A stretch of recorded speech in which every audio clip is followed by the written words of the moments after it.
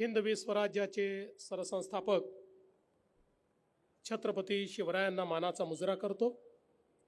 भारतीय राज्यघटनेचे शिल्पकार भारतरत्न डॉक्टर बाबासाहेब आंबेडकर यांना मानवंदना अर्पित करतो, ज्यांनी आमच्या आदिवासींचा सन्मान हा वाढवला। ते भगवान बिरसा मुंडा आणि ख्वाजा नाईक यांनाही नमन करतो। आणि आज मंचावर उपस्थित असलेले मंत्रिमंडळातील माझे सहकारी जिल्ह्याचे पालकमंत्री जयकुमार रावलजी, आपले टेक्सटाईल्सचे मंत्री संजय सावकारेजी, ज्यांनी शिरपूर पॅटर्नच्या माध्यमातून एक नेता आपल्या शहरामध्ये किती परिवर्तन घडवू शकतो हे केवळ महाराष्ट्राला नाही तर उभ्या भारताला दाखवून दिलं। ते आमदार अमरीशभाई पटेल, लोकप्रिय आमदार काशीराम पावराजी, राजेश पाडवीजी, मंजुळाताई गावित, अनुप अग्रवालजी, राम भदाणेजी, आमशा पाडवीजी, शिरीष नाईकजी, डॉक्टर सुभाष भामरे, डॉक्टर हिनाताई गावित, राजवर्धन कदमबांडे, कुणाल पाटील, विजय चौधरी, शिरीष चौधरी, रामकृष्ण खलाणे, भूपेशभाई पटेल, श्रीमती मायादेवी परदेशी, चिंतनभाई पटेल, विलेपार्ले केवणी मंडळाचे सर्व विश्वस्त, जिल्हाधिकारी भाग्यश्री विस्पुते आणि विशेषतः पटेल कुटुंबातील सर्व कुटुंबीय आणि उपस्थित माझ्या सर्व माता भगिनी आणि बंधूंनो, आज मला अतिशय आनंद आहे की इतक्या सुंदर प्रकल्पांच्या उद्घाटनाची संधी मला मिळाली। आणि त्यातले अनेक प्रकल्प असे आहेत की ज्याचं भूमिपूजनही मीच करून गेलो होतो आणि पुन्हा उद्घाटनाकरता देखील आपण मलाच त्याची संधी दिली, त्याबद्दल अमरीशभाईंचं मी मनापासून त्यांचे आभार मानतो। खरं म्हणजे आपला देश स्वतंत्र झाल्यानंतर आपला पहिला नारा काय होता तर प्रत्येकाला अन्न वस्त्र निवारा मिळाला पाहिजे, हा आपला नारा होता। हळूहळू बहुतांश लोकांची अन्नाची, वस्त्रांची, निवाऱ्याची समस्या ही आपल्या देशामध्ये सुटायला लागली। पण आज अन्न वस्त्र निवाऱ्यासोबत सगळ्यात मोठी गरज आहे ती शिक्षण, आरोग्य आणि रोजगाराची। पढ़ाई, दवाई और कमाई या तीन गोष्टी आज प्रत्येक व्यक्तीकरता अत्यंत महत्त्वाच्या आहेत। आणि नेमकी ही गोष्ट जर कोण्या द्रष्ट्या नेत्याच्या त्या ठिकाणी मनामध्ये आली असेल तर त्या नेत्याचं नाव आहे अमरीशभाई पटेल।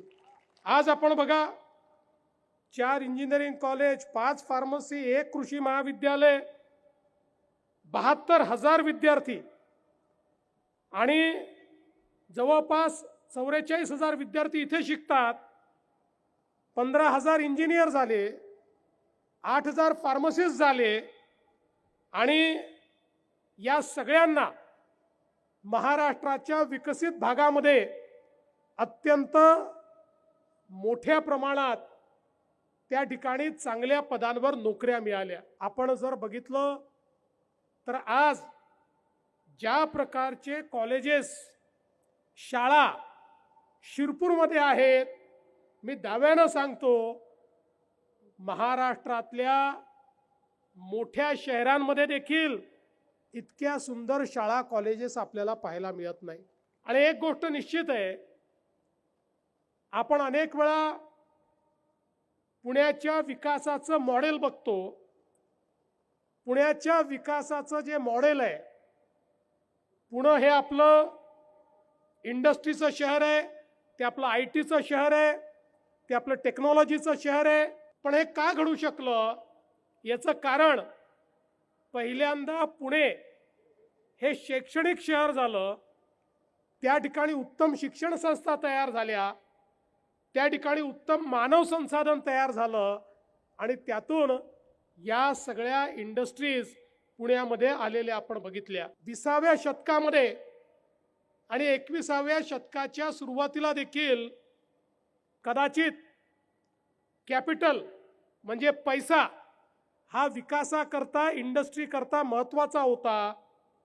पण 21व्या शतकामध्ये इंडस्ट्री पैशाकरता नाही, इंडस्ट्री मानव संसाधन कुठे आहे, उत्तम शिक्षित लोक, उत्तम ट्रेन मॅनपॉवर कुठे आहे हे बघते आणि त्या ठिकाणी स्वतःला नेत असते. आणि म्हणून जगाच्या पाठीवर आता त्याच शहरांचा विकास होतो आहे ज्या शहरामध्ये उत्तम दर्जेदार क्वालिटी शिक्षणाची व्यवस्था आहे, जे शिक्षण आधुनिकही आहे, जे कौशल्य एम्बेडेडही आहे. अशा प्रकारचं शिक्षण हे खऱ्या अर्थानं एक प्रकारचं इकॉनॉमिक अर्थव्यवस्थेचं मॅग्नेट झालंय, चुंबक झालंय. आणि म्हणूनच आपण बघा KG to PG सगळ्या प्रकारच्या ज्या संस्था या ठिकाणी सुरू झालेल्या आहेत, त्यामुळे शिरपूर सारख्या छोट्याशा गावातनं संपूर्ण महाराष्ट्राला आज आपण मानव संसाधन पुरवतो.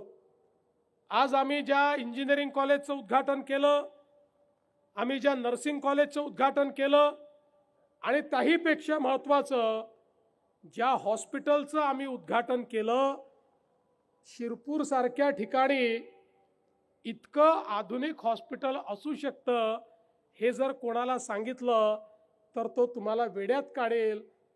तिथे येऊनच तुम्हाला बघावं लागेल.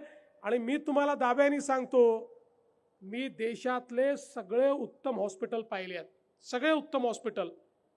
पण आज त्याही हॉस्पिटलला लाजवेल अशा प्रकारचं हॉस्पिटल हे शिरपूरमध्ये तयार झालंय. अमरीश भाईंना मी एका गोष्टीकरता नेहमी धन्यवाद देतो की त्यांची जी दृष्टी आहे, क्वालिटीशी ते कधी कॉम्प्रोमाइज करत नाहीत. स्वप्न पाहायचं तर मोठंच बघायचं, स्वप्न पाहायचं तर उत्तमच बघायचं. आज मी तुम्हाला सांगतो, अमरीश भाईचं आणि केळवणी मंडळाचं याकरता मी अभिनंदन करेन की हेच हॉस्पिटल मुंबईमध्ये, पुण्यामध्ये, नागपूरमध्ये उघडलं असतं तर आज शेकडो कोटी रुपये कमवता आले असते अशा प्रकारच्या हॉस्पिटलच्या माध्यमातून. पण या सगळ्यांनी हा विचार केला की नाही, हा आदिवासी भाग आहे, या भागामध्ये असं हॉस्पिटल आलं पाहिजे आणि ते हॉस्पिटल या ठिकाणी उघडलं. आणि म्हणून पढाई असेल किंवा दवाई असेल, या दोन्ही बाबतीत त्यांनी केलेलं जे कार्य आहे हे मला असं वाटतं अत्यंत महत्त्वाचं आहे. आणि विशेषतः आदिवासी भागामध्ये शाळा उघडणं असेल किंवा आदिवासी मुलांकरता सुपर 50 सारखी योजना असेल, मी स्वतः मागच्या काळात त्या ठिकाणी भेट दिली आणि आमच्या आदिवासी मुलांचा जो कॉन्फिडन्स मला पाहायला मिळाला, मला असं वाटलं की खऱ्या अर्थानं आदिवासी समाजाच्या कल्याणाची संकल्पना ही कुठे राबवली जात असेल तर ती अमरीशभाईंच्या शाळेमध्ये राबवली जाते, हे मला या ठिकाणी पाहायला मिळालं. आणि त्यासोबत पढाई आणि दवाई सोबत कमाई हा देखील महत्त्वाचा मुद्दा आहे, रोजगाराची निर्मिती. आज आपण बघा, ज्या टेक्सटाईल मिलचं आम्ही या ठिकाणी आज उद्घाटन केलं, खऱ्या अर्थानं यान असेल किंवा कापड असेल, दोन्ही ठिकाणी जगातल्या सगळ्यात आधुनिक अशा प्रकारच्या मशिनरीज आणून जे कपडे या ठिकाणी बनतायत आणि यापूर्वीही जे कपडे ते बनवत होते, आपल्या सगळ्यांना याचा अभिमान वाटला पाहिजे की जगाच्या प्रगत देशांमध्ये आपल्या शिरपूरचा कपडा चाललेला आहे. युरोप असेल, अमेरिका असेल, त्यांना हवे असलेले कपडे हे आपल्या शिरपूरमध्ये बनवण्याचं काम हे त्यांच्या माध्यमातून झालं. आणि या निमित्ताने जी काही रोजगाराची निर्मिती वेगवेगळ्या उपक्रमांमधनं त्यांनी केली. आणि आपण बघा, आज इतक्या मोठ्या प्रमाणात विद्यार्थी जर शिकायला आले तर त्यातनंही रोजगाराची निर्मिती होते. त्यांच्या राहण्याकरता व्यवस्था कराव्या लागतात, त्याकरता वेगवेगळ्या प्रकारची खरेदी ते करत असतात, वेगवेगळ्या ठिकाणी ते जात असतात, इथे पैसा खर्च करत असतात, त्यामुळे त्यातनं रोजगाराची निर्मिती होते. आणि सर्वात जास्त रोजगाराची निर्मिती आपण जर बघितलं तर ती सेवा क्षेत्रातनं होते. म्हणजे शिक्षणाचं क्षेत्र आणि हॉस्पिटॅलिटी किंवा वैद्यकीय क्षेत्र हे क्षेत्र सर्वात जास्त रोजगाराची निर्मिती करत असतात. आणि तेच क्षेत्र आज या ठिकाणी विकसित करण्याचं काम हे अमरीश भाईंनी केलेलं आहे. आणि यासोबत आमच्या शेतकऱ्यांकरता त्यांनी जे केलेलं कार्य आहे, विशेषतः बंधाऱ्यांच्या माध्यमातून जलसंधारणाचं जे मॉडेल आज शिरपूरने उभ्या महाराष्ट्राला शिरपूर पॅटर्नच्या माध्यमातून दिलं, ज्या भागामध्ये पाणी खाली गेलं होतं, खोल गेलं होतं, दुष्काळी होतं, आज तो भाग पाणीदार करण्याचं काम हे या ठिकाणी ज्या प्रकारे अमरीशभाईंच्या माध्यमातून झालं आहे. आणि म्हणून अमरीशभाई, मी तुमचं मनापासून अभिनंदन करतो की जे जे समाजातल्या लोकांना पाहिजे आहे ते या ठिकाणी करण्याचं काम हे तुम्ही केलेलं आहे. आणि हे सगळं करत असताना आज आपण जर बघितलं तर वेगवेगळ्या पद्धतीनं या ठिकाणी आपण आपले प्रधानमंत्री माननीय नरेंद्र मोदीजी यांनी आपल्याला जो दिलेला संदेश आहे, विकास भी और विरासत भी, आमचा जो वारसा आहे तो वारसाही टिकला पाहिजे. आणि म्हणून आज आपले दैवत देवमोगरा माता, त्याचप्रमाणे भगवान बिरसा मुंडा, क्रांतीवीर ख्वाजाजी नाईक यांचीही अतिशय सुंदर मंदिर आणि स्मारक ही तयार करण्याचं काम या ठिकाणी करण्यात आलं. त्याही बद्दल मी आपल्याला मनापासून आपलं अभिनंदन करतो. आज मला या निमित्ताने सांगायचंय की विशेषतः ज्याचा उल्लेख पालकमंत्री महोदयांनी केला, मी अमरीशभाई तुम्हाला हे सांगू इच्छितो, या शिरपूरला, या तालुक्याला तुमच्यासारखा पालक मिळाल्यानंतर दुसऱ्या पालकाची आवश्यकता काय आहे? पण पालक म्हणून नाही, या तालुक्याचा एक भाऊ म्हणून, तुमचा एक लहान भाऊ म्हणून या सगळ्या विकासामध्ये तुम्हाला जिथे जिथे माझ्या मदतीची गरज पडेल, मी पूर्ण शक्तीने तुमच्या सोबत, आपल्या आमदार साहेबांसोबत या ठिकाणी निश्चितपणे उभा आहे. मला सांगताना एक गोष्ट अजून सांगावीशी वाटते. आपण धुळे जिल्ह्याला आकांक्षी जिल्ह्यामध्ये समाविष्ट केलं आणि मला सांगताना आनंद वाटतो की गेल्या 1.5 वर्षामध्ये या धुळे जिल्ह्यामध्ये, जयकुमार भाऊ तुम्ही सांगायचं विसरले, 40,000 कोटी रुपयाची इन्व्हेस्टमेंट आपण आणलेली आहे. 40,000 कोटी रुपयाची. आता धुळे मागास राहणार नाही. ज्या पद्धतीनं औद्योगिक इन्व्हेस्टमेंट ही या ठिकाणी येते आहे, मला असं वाटतं की त्यामुळे खूप मोठ्या प्रमाणात आता आपल्याला या ठिकाणी रोजगाराची निर्मिती होणार आहे. मी तर नेहमी सांगतो, पूर्वी मुंबई हे एक केवळ मॅग्नेट होतं, मग पुणे झालं, मग MMR रिजन झाला, आता आम्ही नाशिक असेल, त्यासोबत नगर असेल, त्यासोबत छत्रपती संभाजीनगर असेल, नागपूर असेल, गडचिरोली असेल, हे सगळे इंडस्ट्रियल मॅग्नेट तयार केले. पण तुम्हाला मी मागेही सांगितलं आणि आजही सांगतो, पुढचं इंडस्ट्रियल मॅग्नेट हे धुळे आणि नंदुरबार असणार आहे. आज इतक्या मोठ्या प्रमाणात इन्व्हेस्टमेंटच्या अपॉर्च्युनिटीज आपल्या धुळ्यामध्ये या ठिकाणी येत आहेत. आता नुकतंच केमिकल आणि अन्न प्रक्रिया क्षेत्रात जवळपास 1600 कोटी रुपयाची इन्व्हेस्टमेंट ही आपल्या धुळ्यामध्ये आम्ही फायनल केली आहे. त्यामुळे आणि आपल्याला माहिती आहे, आम्ही केवळ एमओयू करणारे लोक नाही आहोत, आम्ही एमओयूला प्रत्यक्ष उद्योगामध्ये परिवर्तित करणारे लोक आहोत. त्यामुळे हे जेवढे एमओयू हे धुळे जिल्ह्याकरता केले आहेत ते सगळे उद्योग या धुळे जिल्ह्यामध्ये त्या ठिकाणी आम्ही एस्टॅब्लिश करून दाखवू. आणि मला सांगताना आनंद वाटतो, अलीकडच्या काळामध्ये धुळे आणि त्यासोबत नंदुरबार सारखा जिल्हा यामध्ये इन्व्हेस्टमेंट करता इतक्या मोठ्या प्रमाणात आज इंटरेस्ट उभा झालेला आहे. आपण आश्चर्य मानू नका जर आपल्याला पुढच्या काळामध्ये 15-20 हजार कोटी रुपयाची इन्व्हेस्टमेंट ही नंदुरबार सारख्या जिल्ह्यामध्ये होताना याच 2 वर्षामध्ये दिसली तर आश्चर्य वाटण्याचं कारण नाही. इतक्या मोठ्या प्रमाणात इंटरेस्ट या ठिकाणी येतोय. आणि म्हणून माननीय मोदीजींच्या नेतृत्वात महामार्गाचं जाळं, या ठिकाणी सिंचनाचं जाळं, या ठिकाणी MIDCचं जाळं, या ठिकाणी मुंबई दिल्ली इंडस्ट्रियल कॉरिडॉर, या ठिकाणी आपली इंदोर मनमाड रेल्वे, या सगळ्या गोष्टींमुळे एक प्रचंड मोठी इकोसिस्टीम ही आपण तयार केली आहे. आणि त्या माध्यमातून निश्चितपणे एक मोठं काम या भागामध्ये होणार आहे. विशेषतः आपला जो दोंडाईच्याचा 250 मेगावॅटचा जो सोलरचा प्रकल्प आहे, हा प्रकल्प पुढे खूप पथदर्शी होणार आहे. कारण आज जे आंतरराष्ट्रीय इन्व्हेस्टर्स येतात ते आम्हाला विचारतात तुमच्याकडे ग्रीन पॉवर आहे का. जिथे ग्रीन पॉवर आहे तिथे ते जायला तयार आहेत. त्यामुळे मोठ्या प्रमाणात धुळे जिल्ह्यामध्ये ग्रीन पॉवर देखील आपण तयार करतो आहोत. आणि त्यातनं आपल्याला मला सांगताना आनंद वाटतो की अनेक या ठिकाणी गोष्टी आपण करणार आहोत.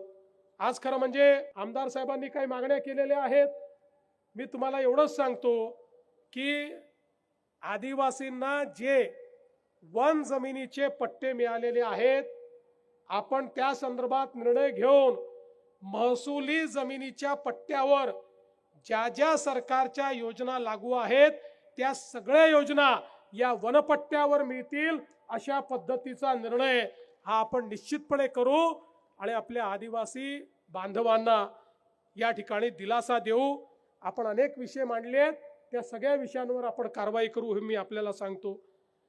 आमच्या अमरीश भाईंनी या ठिकाणी MIDCचा एक मागणी केली आहे.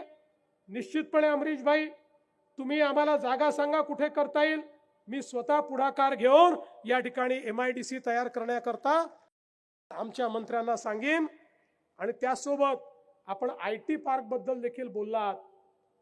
आपण पहिल्यांदा तुम्ही आणि मी आणि जयकुमार भाऊ मिळून इथे एक अँकर इन्व्हेस्टर शोधू. IT पार्क करणं सोपं आहे, पण जोपर्यंत अँकर इन्व्हेस्टर येत नाही तोपर्यंत केवळ इन्फ्रास्ट्रक्चर राहतं.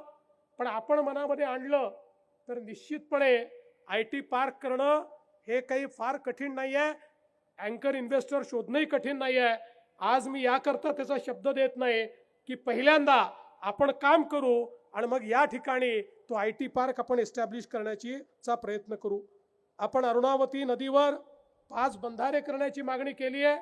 निश्चितपणे या बंधाऱ्याला आम्ही मान्यता देऊ आणि अशा प्रकारचे बंधारे या ठिकाणी आपण करू. आज खरं म्हणजे अनेक गोष्टी या ठिकाणी ज्या काही झाल्या, विशेषतः जिल्हाधिकाऱ्यांचं आणि पालकमंत्र्यांचंही मी अभिनंदन करेन की त्यांनी आज आपल्या संपूर्ण जिल्ह्याच्या कारभारामध्ये आर्टिफिशियल इंटेलिजन्सच्या माध्यमातून एक असं इंजिन तयार केलेलं आहे की ज्यामुळे गतिशीलता वाढेल, पारदर्शिता वाढेल आणि ज्यामुळे लोकांची कामं होणं हे अत्यंत सोपं होईल.